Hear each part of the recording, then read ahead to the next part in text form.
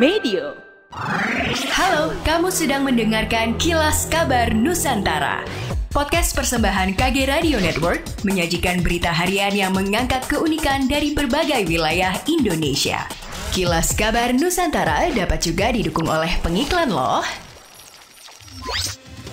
Pemerintah Provinsi Sulawesi Utara bersama dengan BPJS Ketenagakerjaan Sulut menjalin koordinasi dalam penguatan dan keberlangsungan program-program perlindungan bagi pekerja yang ada di daerah ini. Denny Mangala, Asisten 1 Pemprov Sulut mengatakan, selain program perlindungan bagi pekerja lintas agama dan pekerja rentan, Pemprov kini tengah mengupayakan program perlindungan bagi ASN dengan iuran sebesar Rp10.800 per bulannya. Sementara itu, Sunardi Syahid, Kepala BPJS Ketenagakerjaan Sulawesi Utara memberikan apresiasi kepada pemerintah provinsi melalui inisiatif regulasinya dan inovasi dalam memberikan perlindungan kepada masyarakat pekerja telah memberikan dampak yang sangat besar. Sunardi menjelaskan berkat kontribusi itu maka wajar bila Sulut selama beberapa tahun terakhir diganjar penghargaan Paritrana.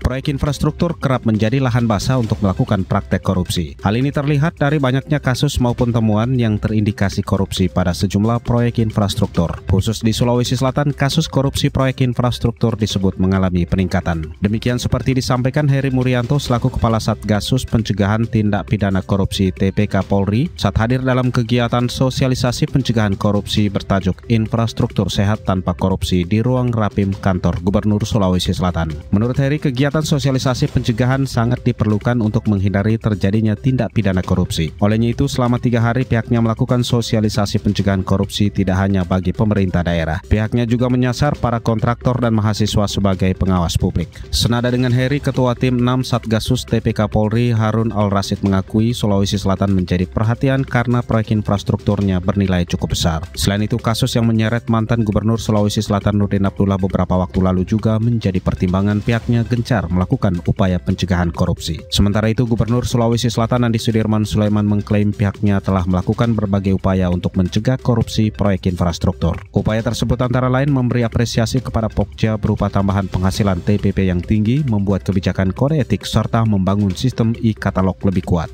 Kinerja ekonomi Sulawesi Selatan tercatat tumbuh 5% pada triwulan kedua tahun 2023. Badan Pusat Statistik BPS mencatat lapangan usaha pertambangan dan penggalian menjadi sumber pertumbuhan ekonomi terbesar hingga 20,7%. Kepala BPS Sulawesi Selatan Arianto mengatakan wilayah ini masih cukup baik untuk sektor pertambangan dengan adanya tambang nikel yang ada di Luwu Timur. Dia menyebutkan produksi nikel salah satu perusahaan di Sulawesi Selatan mencapai 16.900 metrik ton. Kondisi ini mendorong tingginya nilai ekspor dari komoditas tersebut dan mempengaruhi kuatnya sektor pertambangan Sulawesi Selatan sehingga mampu memberi andil paling besar terhadap perekonomian. Arianto menambahkan pada triwulan kedua ini hampir semua lapangan usaha di Sulawesi Selatan mengalami pertumbuhan, kecuali jasa keuangan dan asuransi yang mengalami kontraksi 0,78%. Selain pertambangan dan penggalian, lapangan usaha lain yang mengalami pertumbuhan tertinggi yaitu jasa lainnya yang tumbuh 17,79%. Administrasi pemerintah tumbuh 15,16%. Kepala BPS Sulawesi Selatan Arianto menjelaskan struktur PDRB Ekonomi Sulawesi Selatan. Lapangan usaha yang mendominasi yakni pertanian, kehutanan, dan perikanan sebesar 23,23%,